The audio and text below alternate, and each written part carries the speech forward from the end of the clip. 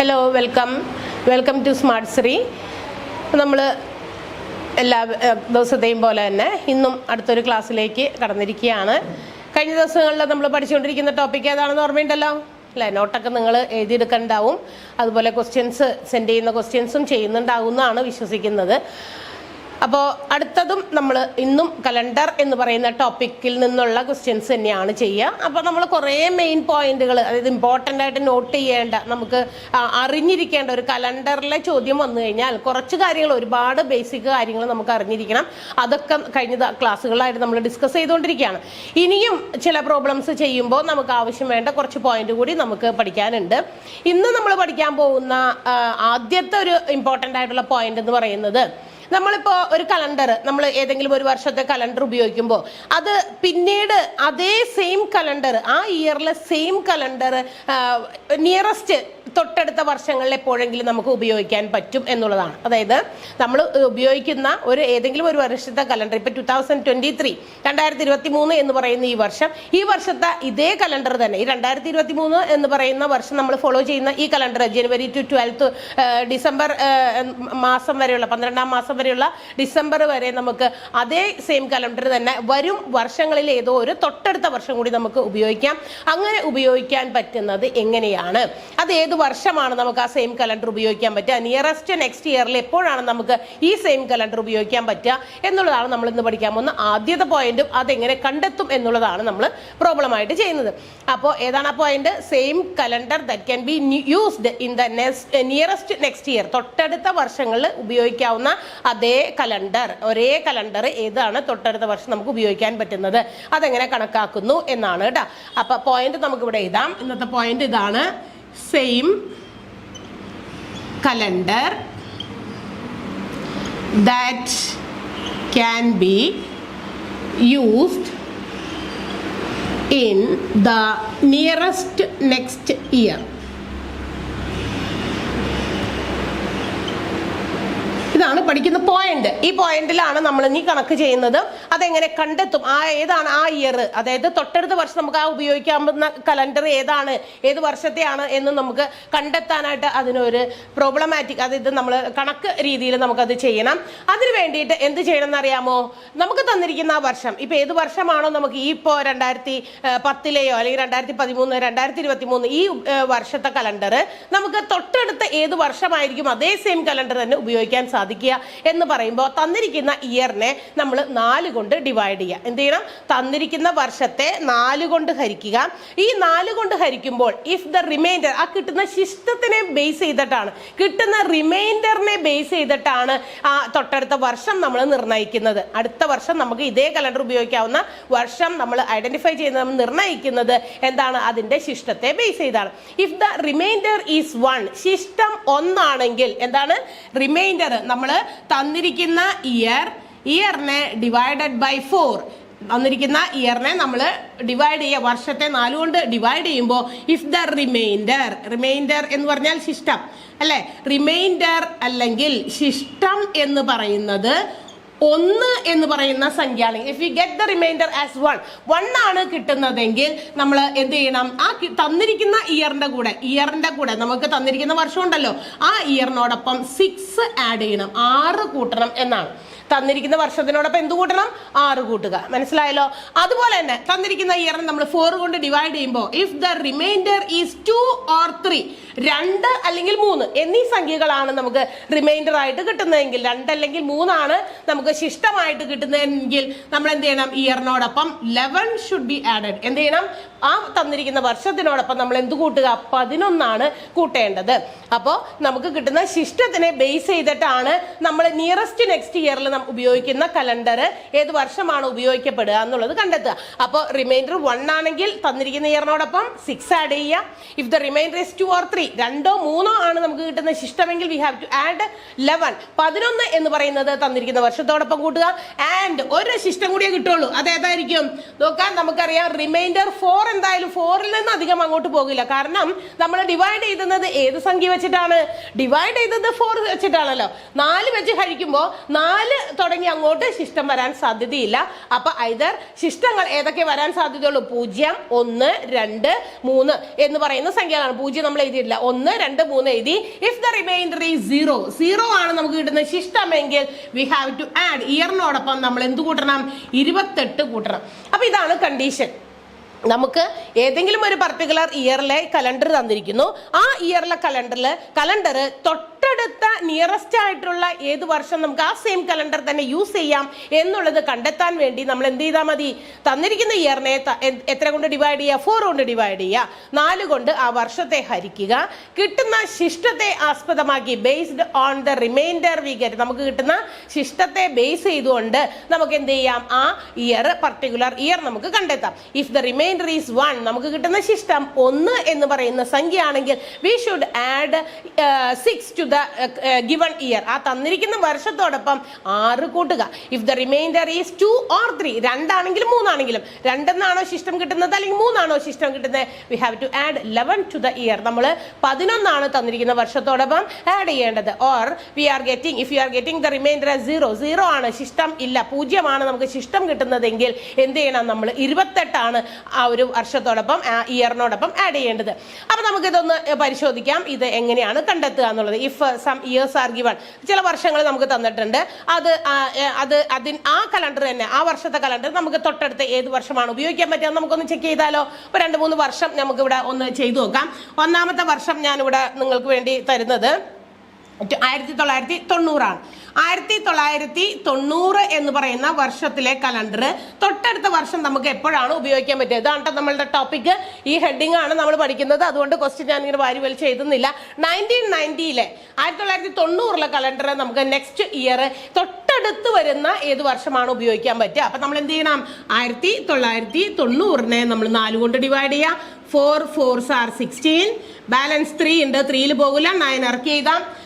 4 9s are 36 അല്ലെ, 36 ആണ് വരിക. ബാലൻസ് 9ൽ നിന്ന് 6 പോയി കഴിഞ്ഞാൽ 3 ഉണ്ട്, 3ലെ ഒരു 0 കൂടി മുകളിൽ നിന്ന് നമുക്ക് ഇങ്ങോട്ട് താഴേക്ക് എടുത്ത് എഴുതാനായിട്ട് താഴേക്ക് ഇറക്കി എഴുതി. ഇനി 4ന്റെ ടേബിളിൽ 7 4s are 28, 28 എന്ന് നമുക്ക് കിട്ടുന്നു. 30ൽ നിന്ന് 28 പോയാൽ ശിഷ്ടം എത്ര കിട്ടി? ഇതാണ് നമുക്ക് കിട്ടിയ ശിഷ്ടം. ശിഷ്ടത്തെ ബേസ് ചെയ്തിട്ടാണ്, റിമൈൻഡറിനെ ബേസ് ചെയ്തിട്ടാണ് നമ്മൾ എന്ത് ചെയ്യുന്നത്? തൊട്ടടുത്ത വർഷം നിർണ്ണയിക്കുന്നത്. അപ്പൊ നമുക്ക് കിട്ടിയ ശിഷ്ടം എന്ന് പറയുന്നത് 2 ആണ്. ശിഷ്ടം 2 ആണെങ്കിൽ if the remainder is 2 or 3, 2 അല്ലെങ്കിൽ 3 ആണെങ്കിൽ വി ഷുഡ് ആഡ് ഇയറിനോടൊപ്പം നമ്മൾ എന്ത് കൂട്ടണം? 11 ആണ് കൂട്ടേണ്ടത്. അപ്പൊ നമുക്ക് തന്നിരുന്ന വർഷം ഏതായിരുന്നു? 1990. അതിനോടൊപ്പം നമുക്ക് ഒരു 11 കൂട്ടാം. 1 9 1 10 0, ബാലൻസ് 1, വീണ്ടും 9 1 10 0, ബാലൻസ് 1 2. 2001 നമുക്ക് ഈ സെയിം കലണ്ടർ നമുക്ക് എന്ത് ചെയ്യാം? ഉപയോഗിക്കാം. 1990 നമ്മൾ ഉപയോഗിച്ച സെയിം കലണ്ടർ ആയിരിക്കാം 2001 എന്ന് പറയുന്ന വർഷത്തിലും. ഡേറ്റ്സിലും ഡേയിലും ഒന്നും വ്യത്യാസം ഉണ്ടാവില്ല. എന്ന് വെച്ചാൽ ഏത് ദിവസമായിട്ട് വരും? ഇപ്പോൾ ജനുവരി 1 ഏത് ദിവസമാണോ അത് തന്നെയായിരിക്കും ആ വർഷത്തിലെ 2001 അതേ ദിവസങ്ങൾ തന്നെയായിരിക്കും നമുക്ക് വരിക. അപ്പൊ 90 എന്ന് പറയുന്ന വർഷത്തിലെ കലണ്ടർ നമ്മൾ സെയിം ഇയറിൽ നമുക്ക് ഉപയോഗിക്കാൻ പറ്റിയത് 2001 ഒരെണ്ണം കൂടി നമുക്ക് ചെക്ക് ചെയ്താലോ? മറ്റൊരെണ്ണം നമുക്ക് ചെക്ക് ചെയ്ത് നോക്കാം. 2013 2013 കലണ്ടർ നമുക്ക് സെയിം ഇയറിൽ ഏത് ഇയറിലാണ് ഉപയോഗിക്കാൻ പറ്റുക? നമ്മൾ എന്ത് ചെയ്യണം? നേരത്തെ ചെയ്ത പോലെ 4 കൊണ്ട് ഡിവൈഡ് ചെയ്യാം. 2013 ഹരണം 4. 4ന്റെ ടേബിള് 5 പ്രാവശ്യം, I 4 20, ബാലൻസ് ഇവിടെ റിമൈൻഡർ ഒന്നുമില്ല, ഇത് 0 ആയിപ്പോ. 1 ഇറക്കി എഴുതി, പക്ഷെ 1ൽ നമുക്ക് പോകില്ല. അതുകൊണ്ട് നമ്മൾ 0 ഇട്ടതിന് ശേഷം 3 കൂടി ഇറക്കി എഴുതി. 4 3 12, 4 3 12 ആണ്. അപ്പൊ നമ്മള് 13ന്റെ അടിയിൽ 12 എഴുതി. 13ൽ നിന്ന് 12 പോയി കഴിഞ്ഞാൽ ബാലൻസ് 1 ആണ്. അതാണ് നമുക്ക് കിട്ടിയ റിമൈൻഡർ എന്ന് പറയുന്നത് 1 ആണ്. റിമൈൻഡർ 1 ആണെങ്കിൽ എത്ര കൂട്ടണമെന്നാ പറഞ്ഞത്? നോക്കുക, ശിഷ്ടം 1 ആണ് കിട്ടുന്നതെങ്കിൽ നമുക്ക് തന്നിരിക്കുന്ന വർഷത്തിനോടൊപ്പം 2013 നമ്മൾ ഒരു 6 കൂട്ടുക. നമുക്ക് കിട്ടുന്നത് 2019. 2013ലെയും 2019ലെയും സെയിം കലണ്ടർ ആണ് എന്ന് നമുക്ക് മനസ്സിലാക്കാൻ സാധിക്കും. അപ്പൊ ഇതാണ് ഇന്ന് നമ്മൾ പഠിച്ച ആദ്യത്തെ ടോപ്പിക്. മനസ്സിലായല്ലോ? അത് കണ്ടുപിടിക്കാൻ ബുദ്ധിമുട്ടൊന്നുമില്ല. ഇനി നമുക്ക് ശിഷ്ടം കിട്ടുന്നത് 0 ആണെങ്കിൽ, ആ 0 കിട്ടുകയാണെങ്കിൽ തൊട്ടടുത്ത വർഷം നമുക്ക് ഉപയോഗിക്കാൻ പറ്റുന്നത് ആ വർഷത്തോടൊപ്പം 28 ആണ് കൂട്ടേണ്ടത്. ഒരെണ്ണം അങ്ങനത്തെ കൂടി ചെയ്താലോ? ഏത് വർഷത്തെ കലണ്ടർ ആണ് നമുക്ക് 2028 കൂട്ടേണ്ടത്? ഒരെണ്ണം വേണമെങ്കിൽ നമുക്ക് ചെയ്തു നോക്കാം. സെയിം ഇയറിൽ ഉപയോഗിക്കാൻ പറ്റുന്നത് നമ്മൾക്ക് ചെയ്തു നോക്കാം. 2000 കലണ്ടർ നമുക്ക് same year, nearest same year ഏതിലാണ് കണ്ടുപിടിക്കേണ്ടത് എന്ന് നമുക്ക് നോക്കാം. 2000 നമ്മൾ 4 കൊണ്ട് ഡിവൈഡ് ചെയ്യാം. 5 4s are 20. ബാലൻസ് 0 ശിഷ്ടം 0. ഈ 0 ഇങ്ങോട്ട് ഇട്ട് കൊടുത്തു. ശിഷ്ടം നമുക്ക് ഒന്നുമില്ല, സംഖ്യകളൊന്നുമില്ല. 0 is the remainder. നമുക്കറിയാം ശിഷ്ടം വന്നിരിക്കുന്നത് 0. അപ്പൊ നമ്മൾ എന്ത് ചെയ്യണം? 2000-നോടൊപ്പം എത്ര കൂട്ടണം? 28 കൂട്ടേണ്ടത്. കണ്ടല്ലോ, 2028 നമുക്ക് 2000-ലെ കലണ്ടർ എന്ത് ചെയ്യാം? സെയിം ആയിട്ട് ഉപയോഗിക്കാം. അപ്പൊ പല പല സംഖ്യകൾ കൂട്ടിയതാണ് നമ്മൾ കണ്ടേക്കുന്നത് റിമൈൻഡറിന്റെ അടിസ്ഥാനത്തിൽ. ഇവിടെ ശിഷ്ടം ആദ്യത്തേല് ശിഷ്ടം 2 വന്നതുകൊണ്ട് നമ്മൾ 11 കൂട്ടി. ഈ ഒരു കാര്യം നിങ്ങൾ നോട്ട് ചെയ്ത് വെച്ചേക്കണം, അത് എഴുതി വെച്ചേക്കണം. ശിഷ്ടം വരുന്നതിന്റെ അടിസ്ഥാനത്തിലായതുകൊണ്ട് ഈ ഒരു ടേബിൾ നമ്മൾ അറിഞ്ഞിരിക്കണം. ശിഷ്ടം അനുസരിച്ച് ശിഷ്ടം 1 2 ആദ്യത്തെ കണക്ക് ചെയ്തപ്പോൾ, അതുകൊണ്ട് നമ്മൾ 11 കൂട്ടി. അടുത്തത് 2013 ചെയ്തപ്പോൾ ശിഷ്ടം നമുക്ക് കിട്ടിയത് 1 അതുകൊണ്ട് നമ്മൾ 6 കൂട്ടി. എന്നാൽ 2000 എന്ന് പറയുന്ന വർഷത്തെ സെയിം കലണ്ടർ കണ്ടുപിടിക്കാൻ നമ്മൾ ഹരിച്ചപ്പോൾ നമുക്ക് ശിഷ്ടം 0 കിട്ടിയത്. റിമൈൻഡർ 0 ആയതുകൊണ്ട് നമ്മൾ എന്ത് ചെയ്തു? 28 കൂട്ടി. ആ ഒരു ടേബിൾ മനസ്സിലാക്കി വേണം നമ്മളത് കണ്ടുപിടിക്കാനായിട്ട്. അപ്പൊ ഇതൊക്കെ പ്രോബ്ലത്തിൽ വരും. ഇന്ന സെയിം കലണ്ടർ ഇന്ന വർഷത്തിലാണെങ്കിൽ അതേ കലണ്ടർ നമുക്ക് ഏത് വർഷമാണ് തൊട്ടടുത്ത വർഷങ്ങളിൽ ഉപയോഗിക്കാൻ പറ്റുക എന്ന് ചോദിച്ചു കഴിഞ്ഞാൽ ഈ രീതിയിലാണ് നമ്മൾ ചെയ്ത് മനസ്സിലാക്കേണ്ടത്. അപ്പൊ അതിന് ഈ ടേബിൾ ആണ് അറിഞ്ഞിരിക്കേണ്ടത്. അടുത്ത ഒരു പോയിന്റ് നമ്മൾ ഇന്ന് പഠിക്കാൻ പോകുന്നത്, ഈ പോയിന്റ് മാക്കിയാണ് എഴുതിയെടുത്ത് പഠിക്കാം.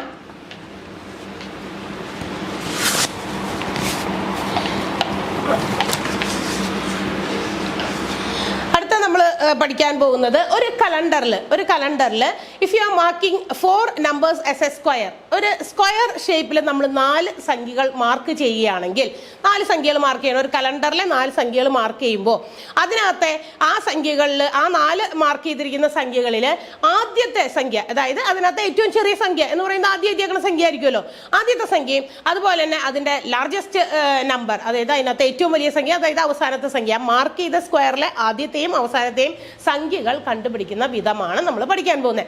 അതായത് ഒരു കലണ്ടറിൽ if 4 numbers are marked as A square, ഒരു സമചതുരാകൃതിയിൽ 4 സംഖ്യകൾ മാർക്ക് ചെയ്തിരിക്കുന്നു. അതിനകത്ത് ഏറ്റവും ചെറിയ സംഖ്യയും ഏറ്റവും വലിയ സംഖ്യയും നമ്മൾ കണ്ടുപിടിക്കുന്നതാണ്. അപ്പോൾ finding the small, next point ഇതാണ് നമ്മൾ പഠിക്കുന്ന ഇന്നത്തെ. Finding the smallest and largest number, smallest and largest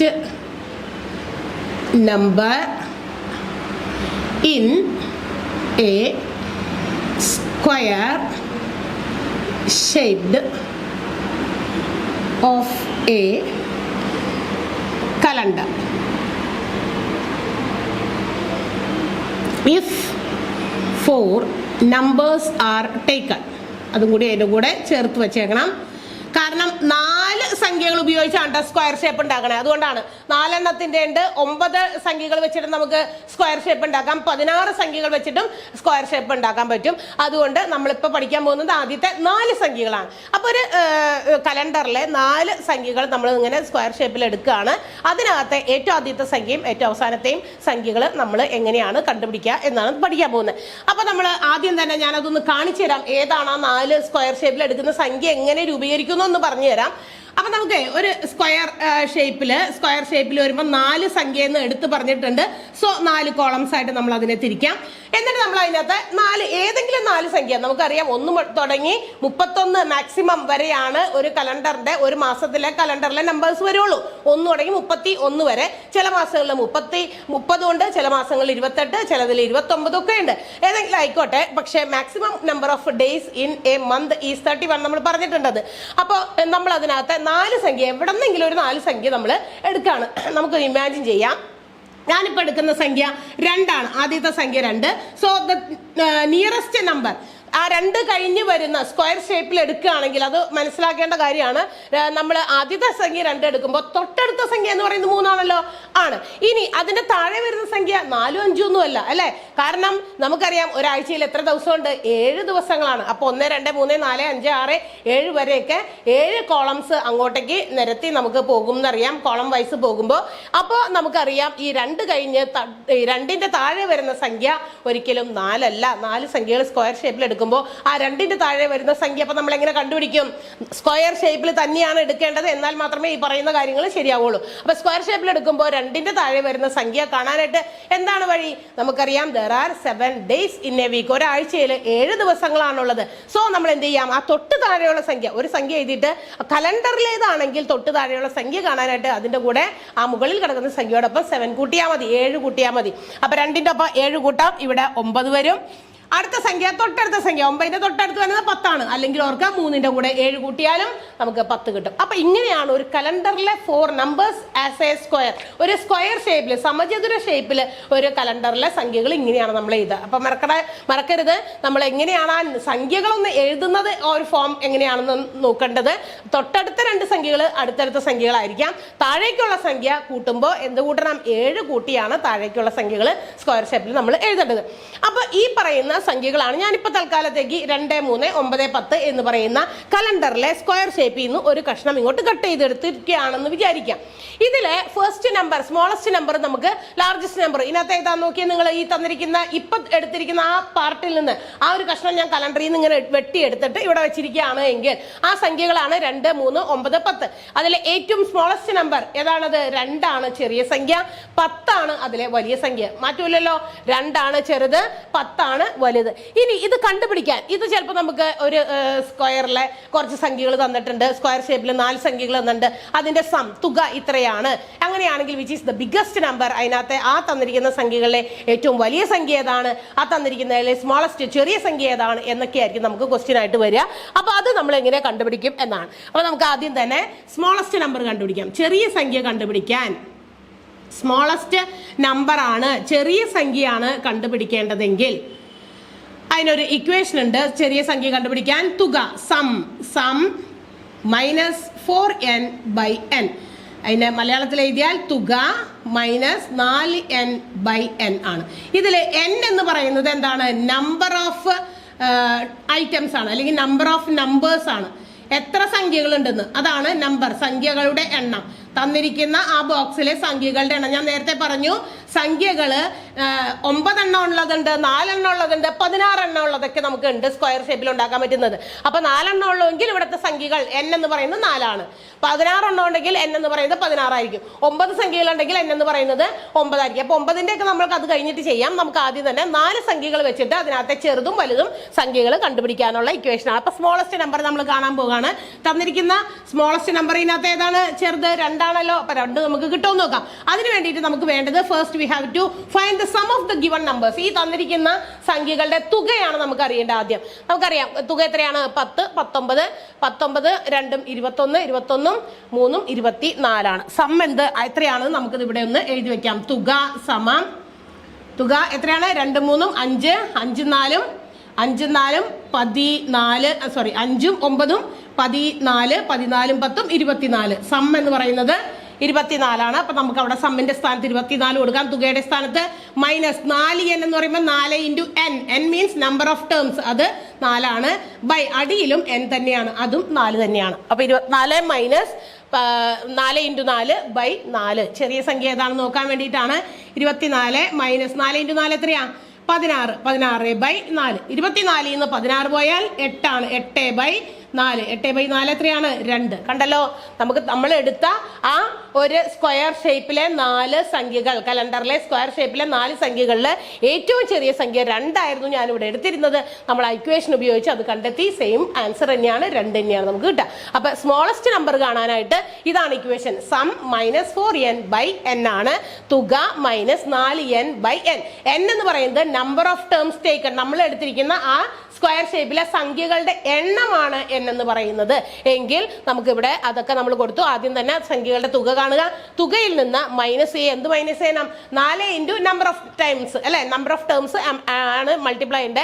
അപ്പൊ 4 ഇൻറ്റു 4 നമ്മൾ എഴുതി 16 ബൈ 4. n ഇവിടെയും എഴുതുന്നത് രണ്ടും സെയിം തന്നെയാണ്. ഇവിടെ n 4 ആണ് എഴുതെങ്കിൽ ഇവിടെയും 4. 9 ആണെങ്കിൽ 9 തന്നെ, 16 ആണെങ്കിൽ 16 തന്നെ. ഓക്കെ, അപ്പൊ നമ്മൾ ചെയ്യുന്നു, കിട്ടി. നമുക്ക് ആൻസർ സ്മോളസ്റ്റ് നമ്പർ 2 ആണ്. ഇനി ഇതിലെ ബിഗ്ഗസ്റ്റ് നമ്പർ ആണ് കാണേണ്ടതെങ്കിലോ, ബിഗ്ഗസ്റ്റ് വലിയ സംഖ്യ കാണണം എന്ന് വിളിക്കുക, അല്ലെങ്കിൽ ലാർജസ്റ്റ് നമ്പർ എന്ന് കാണണം എന്ന് വിചാരിക്കുക. വലിയ സംഖ്യ. ഇക്വേഷനിലെ ചെറിയൊരു മാറ്റം മാത്രമേ ഉള്ളൂ. അപ്പൊ നമ്മളുടെ ഇക്വേഷൻ ഇതാണ്. സം പ്ലസ് 4n/n ആണ്. തുക പ്ലസ് 4n/n. ഇതാണ് നമുക്ക് വലിയ സംഖ്യ കാണാൻ. ചെറുത് കാണണമെങ്കിൽ കുറയ്ക്കുക, വലിയ സംഖ്യ കാണണമെങ്കിൽ എന്ത് ചെയ്യണം? കൂട്ടണം. അത്രേ ഉള്ളൂ വ്യത്യാസം. അപ്പൊ നമ്മൾ ഓൾറെഡി ഇവിടെ സം കണ്ടുപിടിച്ച് വെച്ചിട്ടുണ്ട്. സം എത്രയാണ്? 24 ആണ്. അപ്പൊ 24 പ്ലസ് 4 × 4 തന്നെ ബൈ 4. അപ്പൊ നമുക്ക് 24 പ്ലസ് 16/4. 24 കൂട്ടിക്കഴിഞ്ഞാൽ എത്രയാണ്? 30 10 40. 40/4 that is 10. 10 is the biggest number. കണ്ടല്ലോ, ഇവിടെ തന്നിരിക്കുന്ന മാർക്ക് ചെയ്ത ഞാൻ എഴുതിയ സംഖ്യകളിൽ ഏറ്റവും വലിയ സംഖ്യ 10 തന്നെയാണ്. ഓക്കെ, അപ്പോൾ ഇത് ഒരു ഇക്വേഷൻ ആണ്. നമുക്ക് ഇതിനകത്ത് ഇതുപോലെ ഇങ്ങനെ മാർക്ക് ചെയ്തിരിക്കുന്ന സംഖ്യകളിൽ ഏറ്റവും വലിയ സംഖ്യ കാണാനും ചെറിയ സംഖ്യ കാണാനും ഉള്ള ഇക്വേഷൻ. അതിന് നമുക്ക് അറിയേണ്ടത് ഇതാണ്. അതിന്റെ സംഖ്യകളുടെ തുക കാണണം. ആ തുക കണ്ടതിന് ശേഷം ഈ ഒരു ഇക്വേഷൻ അപ്ലൈ ചെയ്താൽ മതി. ചെറിയ സംഖ്യ കാണുമ്പോൾ ഇക്വേഷനിൽ മൈനസ് ചിഹ്നമാണ്, വലിയ സംഖ്യ കാണുമ്പോൾ ഇക്വേഷനിൽ പ്ലസ് ചിഹ്നമാണ്. ഇത്ര അറിയാനുള്ളൂ. ഓക്കെ, അപ്പൊ നമുക്കിത് വേറെ ഒരു കലണ്ടറിന്റെ വേറൊരു കഷ്ണം ഇതുപോലെയുള്ള 4 നമ്പേഴ്സ് മാർക്ക് ചെയ്തിരിക്കുന്ന സ്ക്വയർ ഷേപ്പിലെ 4 സംഖ്യകൾ വേറൊരെണ്ണം എടുത്ത് ഇതുപോലെ ബിഗ്ഗസ്റ്റ് സ്മോളസ്റ്റ് ശരിയാണോ നോക്കിയാലോ? നമുക്ക് വേറൊരെണ്ണം ചെയ്തു നോക്കാം. ഇത് മാറ്റിയാണ് അടുത്ത ഒരു ക്വസ്റ്റ്യൻ നമുക്കൊന്ന് ചെയ്തു നോക്കാം.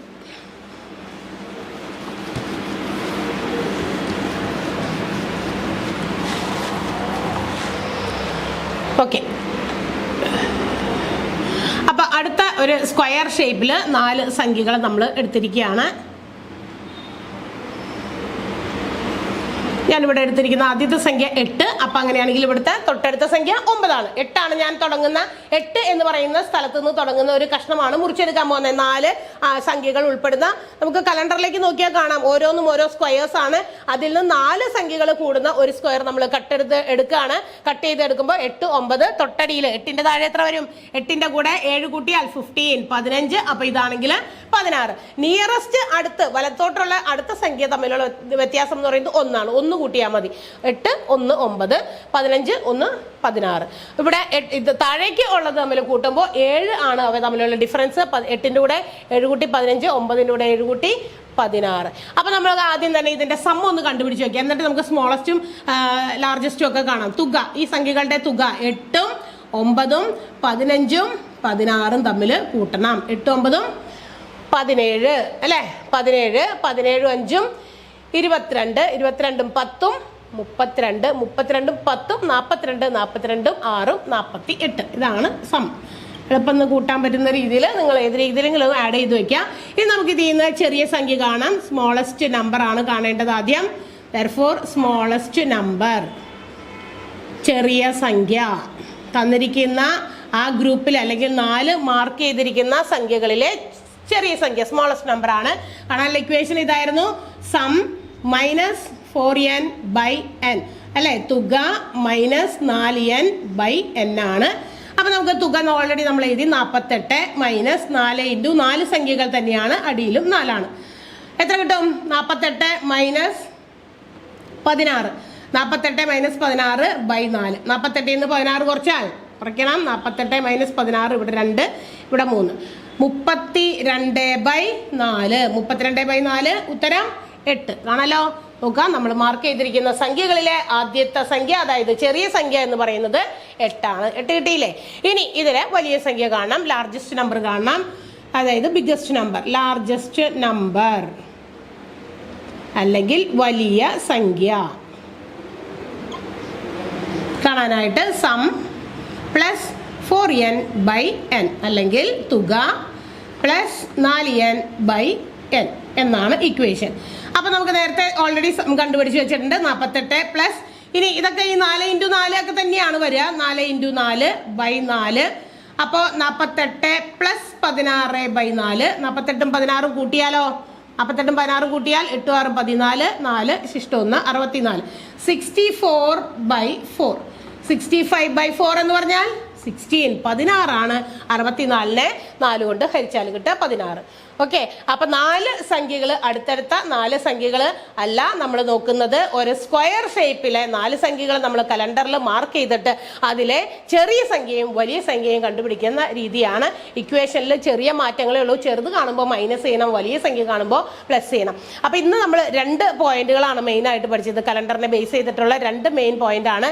തൊട്ടടുത്ത വർഷം നമ്മൾ ഏതെങ്കിലും ഒരു പ്രത്യേക വർഷത്തിൽ വർഷത്തിലെ കലണ്ടർ തൊട്ടടുത്ത ഏത് വർഷമാണ് ഉപയോഗിക്കാൻ സാധിക്കുക അതെങ്ങനെ കണ്ടുപിടിക്കുമെന്നും, പിന്നെ ഒരു കലണ്ടറിലെ 4 സ്ക്വയർ ഷേപ്പിൽ 4 സംഖ്യകൾ മാർക്ക് ചെയ്ത് കഴിഞ്ഞാൽ അതിനകത്തെ ചെറിയ സംഖ്യയും വലിയ സംഖ്യയും കണ്ടുപിടിക്കുന്നത് എങ്ങനെയാണെന്ന് 2 പോയിന്റ് പഠിച്ചിട്ടുള്ളൂ. അതിന്റെ 2 രീതിയിലുള്ള കണക്കുകളും ആണ് നമ്മൾ ചെയ്തത്. അപ്പോൾ മനസ്സിലാക്കി പഠിക്കുക. നമുക്ക് ഇതിന്റെ ഇനിയും എന്തെങ്കിലും പ്രോബ്ലംസ് ഉണ്ടോ എങ്കിൽ അടുത്ത ദിവസം നമുക്ക് വീണ്ടും കാണാം. ഓക്കെ, കലണ്ടറിന്റെ ടോപ്പിക്കുമായിട്ട്. അപ്പോൾ അടുത്ത ദിവസം കാണുന്നത് വരെ ബൈ.